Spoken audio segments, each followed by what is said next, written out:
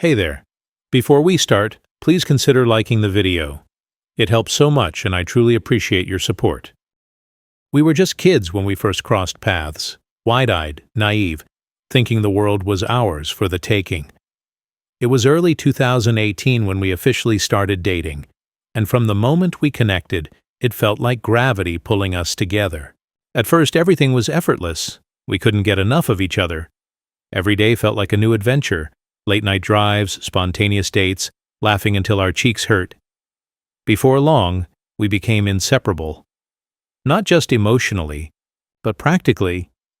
We started working at the same place, coordinating our lives around each other. Work, dates, sleep, repeat. And honestly, back then, it felt perfect. The next big step came faster than either of us probably should have allowed. I moved in with her family. I thought it was the next step toward building a life together. At first, it was amazing. Her parents welcomed me like a son. Her siblings became like my own. Dinners together, family outings, even holidays. It wasn't just a relationship with her, it was a whole new family I fell in love with. I genuinely believed I'd found where I belonged. Living together at such a young age, though, comes with a price. Small arguments over space, privacy, responsibilities, they started creeping in. Nothing explosive at first, but little by little, the cracks began to form. Still, I tried harder. I bent over backward to make her happy. Gifts, late night, talks, apologies even when I wasn't wrong. I wasn't perfect, but my heart was always in the right place. I loved her more deeply than I had ever loved anyone, and I knew, or thought I knew, she loved me too. But there was something else simmering under the surface. Resentment. She hated that we were still under her family's roof. She wanted more independence, more privacy, more freedom, and no matter how much I reassured her that we were building toward that future, it was never enough. The tension quietly grew between us, like a storm cloud you can see on the horizon, but convince yourself will pass. Spoiler, it didn't pass. It only got darker. Looking back now, I realize we weren't building a future together. We were laying a foundation on quicksand, and sooner or later, it was bound to collapse. By 2021, it was clear. We couldn't outrun the problems anymore. The small fights had turned into big ones. The happy moments were fewer and fewer, replaced by bitterness, resentment, and endless arguments that never really solved anything. It wasn't just the living situation anymore. It was like everything we once loved about each other had become fuel for the fire. Her independence? Now it felt like distance. My loyalty? Now it felt like suffocation. It broke my heart, but I made the decision. We needed to split. It wasn't dramatic. It wasn't some explosive fight. It was a quiet, painful goodbye. The kind that lingers in your chest long after the words are said. For 10 months, we went completely no contact, no texts, no calls, no birthdays, nothing. And those 10 months, they changed me. While she was out dating other men, trying to fill the void, I was rebuilding myself from the ground up. I enrolled in university, poured myself into my studies, and clawed my way toward a future I could be proud of.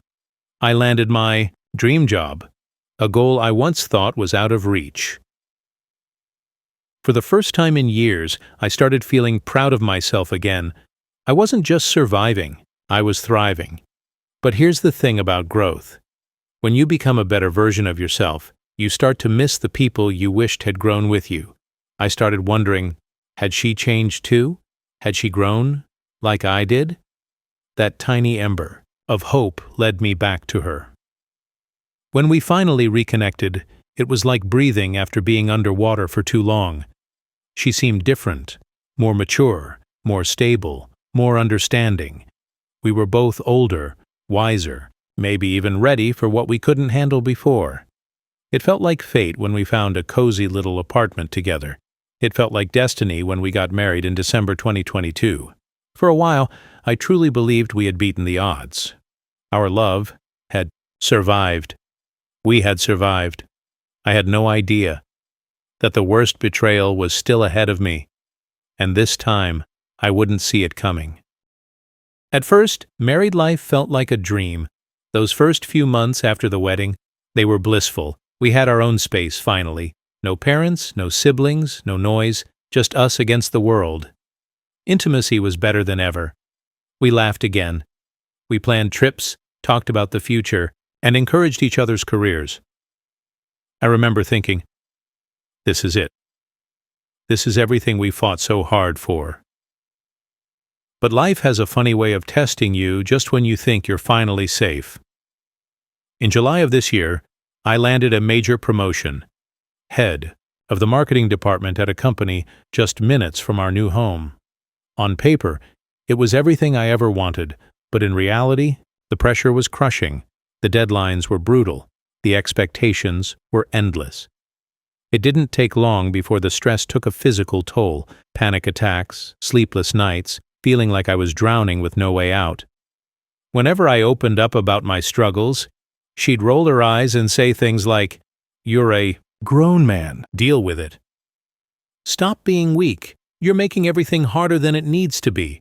I told myself she was just stressed too. Maybe it was just a rough patch. I kept making excuses. Because that's what you do when you love someone, right? You give them the benefit of the doubt. You forgive them before they even ask. But while I was busy fighting my demons alone, she found someone else to talk to, a coworker. At first it seemed harmless, just someone from her office she got along. No big deal, right? Except it became a big deal. Breakfasts together after work. Long phone calls where she would tell me to shh so he wouldn't hang up, ignoring my texts, missing my calls, coming home later and later, sometimes not at all. And every time I confronted, she had the same answer. We're just friends. You're overreacting. But deep down, I knew. I could feel it in my gut. I just didn't have proof. Yet. The night everything changed wasn't some dramatic movie moment. There were no screaming matches, no smashing plates, no confessions, just silence. A silence so heavy it pressed down on my chest and wouldn't let go. It started the day she didn't come home at all. No texts, no calls, just nothing. I stayed up until 4 a.m., pacing the living room, checking my phone every 2 minutes, convincing myself she must be stuck somewhere, or her phone died, or anything but the truth my gut already knew. When she finally stumbled through the door the next morning, looking disheveled, she gave me a half-hearted excuse. "I didn't see your calls. I was just out with friends." But when I really pushed, little details started slipping out. The drunk party, the coworker, the others who were supposedly there, the fact that she couldn't even remember half the night, and even then, she swore nothing happened. Nothing physical, she claimed, just drinking, just talking, just friendship. But how could I believe that? How could I believe anything anymore? For 2 agonizing days I begged her to cut him off, not for revenge, not out of anger, just out of basic respect for our marriage. Instead, she cried, not for me, but for him. "He'd be hurt if I cut him off," she said. "He's been there for me when you weren't." Every word was a dagger straight to the heart. Every excuse confirmed what I already knew but didn't want to admit. She chose him over me, over us. Still, like a fool, I clung to hope. I left, went to stay at my parents' house, gave her space, thinking maybe, just maybe, she'd realize what she was losing. She texted me constantly, begging me to come back. But every time, when I asked if she had cut him off yet, silence. Worse, I checked the phone bill, which I still paid. His number was still there, constant, daily. She didn't even try to hide it. When I finally returned home to have a real conversation, one last chance to salvage anything, that's when the final blow landed. She looked me dead in the eyes and said, "I don't love you. I never loved you. You're pathetic. You disgust me." I didn't even recognize her anymore. This wasn't the woman I fell in love with. This wasn't the woman I fought so hard for. I was staring at a stranger, someone cold, unrecognizable, and utterly heartless. It was over. And for the first time, I finally accepted. A quick request. If you have enjoyed the story so far, please hit that like button and show appreciation. Make this story go viral. After she told me she didn't love me, you'd think that would be the final straw. You'd think I would have packed my bags right then and there, slammed the door, and never looked back. But heartbreak doesn't work like that. It keeps you hoping, even when you know better. It whispers, maybe this is just anger talking. Maybe she didn't mean it. I didn't want to believe that after everything we had been through, after all the dreams, the promises, it could end like this. So desperate for clarity, for anything that could make sense of the chaos, I reached out to the one group of people I thought could help. Her family. I called her sister first. My hands were shaking as the phone rang. I didn't even know what I was hoping to hear. Maybe some insight into what was happening. Maybe a way to fix it. When she answered, I broke down, something I never thought I would do. I told her everything, the coworker, the betrayal, the coldness, the way her sister, the woman I married, had become a stranger to me. Her sister was silent for a long moment before she said, "You don't deserve this. None of this is your fault. You've always been good to her. We all saw it." Those words hit harder than I expected. They cracked open something inside me, validation I didn't know I needed so badly. Soon, the whole family knew, and they were furious, not at me, at her. Her mother, who was hospitalized at the time even, called me from her hospital bed, crying, apologizing on her daughter's behalf. Her aunts, cousins, even distant relatives. Everyone rallied behind me. They told me I had been more of a son to them than she had been a daughter lately. They begged me not to disappear from their lives. They said they were ashamed of what she had done. I should have felt vindicated, but all I felt was empty. Then came the day of the ultimate betrayal, the day her family fully turned their backs on her. Her mother was still in the hospital, and there was a small gathering to support her. I showed up to be there for them, like I always had, and guess who showed up too? Her, with him. The same 50-year-old coworker she swore was just a friend, the same man who had poisoned everything we built. Her family didn't even try to hide their disgust. They scolded her. They yelled at her right there, in front of everyone. Tears, accusation. It was pure chaos. And for the first time, I saw her truly break. Not out of guilt, not because she missed me, but because she realized she had lost everything. Her family, her support system, her foundation. And worst of all, she blamed me for it. "It's your fault they hate me," she screamed as she stormed out. "They'll never accept him now, because of you." But deep down, we both knew the truth. She did this to herself, and there was no one left to blame but her. After that chaotic scene at the hospital, something inside me snapped. Not with anger, but with clarity. There was nothing left to fight for. No reason to hang on. No more hope. She had made her choices. Still, I needed closure, not for her, but for me.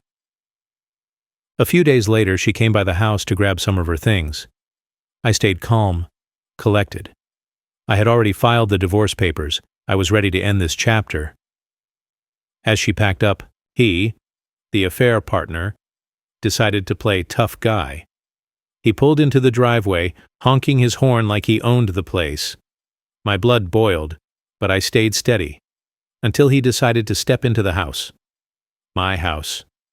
My family's house. He started, mouthing off, trying to defend her, trying to provoke me, saying things like, "You were never good enough for her. She needed a real man. That was it." I don't even remember thinking. My fist moved faster than my brain. One clean punch, right to his jaw. He stumbled backward like a cartoon character, stunned and humiliated, before scrambling back to his car like a coward. He never tried facing me again after that. Good. But what crushed me more was her reaction. She didn't defend me. She didn't cry. She didn't even flinch. She just stared. Cold, blank, empty. I realized right then, the woman I loved didn't exist anymore. Maybe she never had. After she left that day, I didn't waste any more time. I arranged for the divorce papers to be served at her workplace, in front of everyone, her precious new boyfriend included. No warning, no private meeting, no goodbyes, just a public, humiliating end to the sham she called a marriage. And just when I thought the story couldn't get any more brutal, it did. Turns out, the man she threw everything away for, he wasn't just abusive and controlling. He was broke, living paycheck to paycheck, drowning in debt. The apartment they tried renting together, they couldn't even get approved because of his financial history. He started dragging her down with him, ruining her credit, isolating her from everyone who once loved her. She traded a life of love, loyalty, and support for a life of lies, manipulation, and loneliness. And now she's trapped, with no family, no real friends, no career prospects, and a partner who sees her as nothing more than a possession.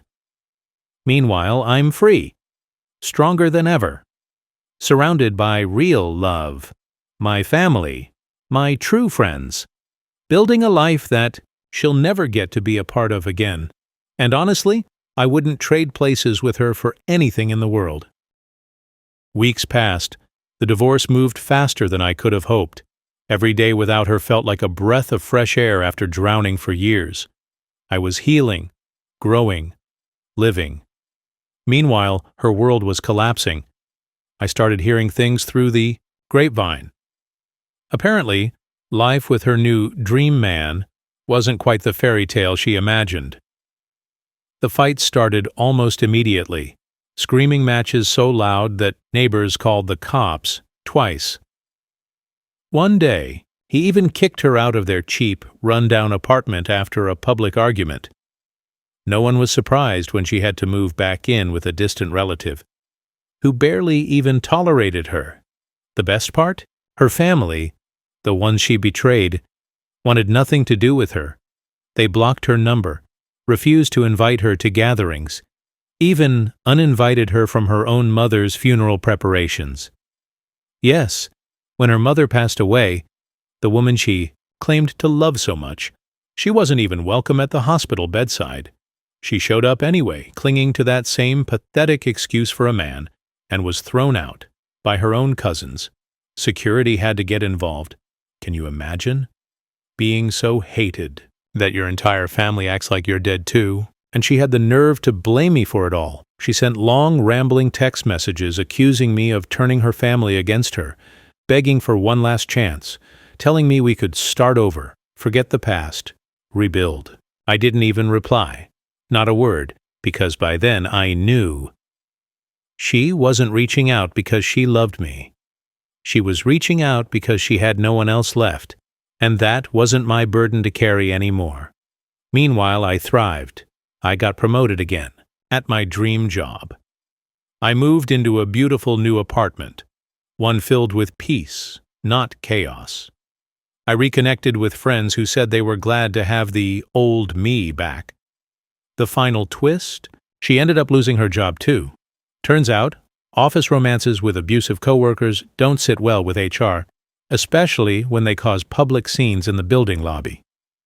She was let go quietly. No severance, no sympathy. I sometimes wonder if she sits alone at night, wondering how she lost everything. But then I remember she didn't lose it. She threw it away, with both hands, for a lie. And me, I didn't lose a thing. I got my life back, stronger, smarter, happier, freer. If you've ever been betrayed by someone you loved, share this story with someone who needs to know. Sometimes losing someone is the best thing that ever happens to you, and if you're still here, drop it in the comments. Let's show the world how strong we are.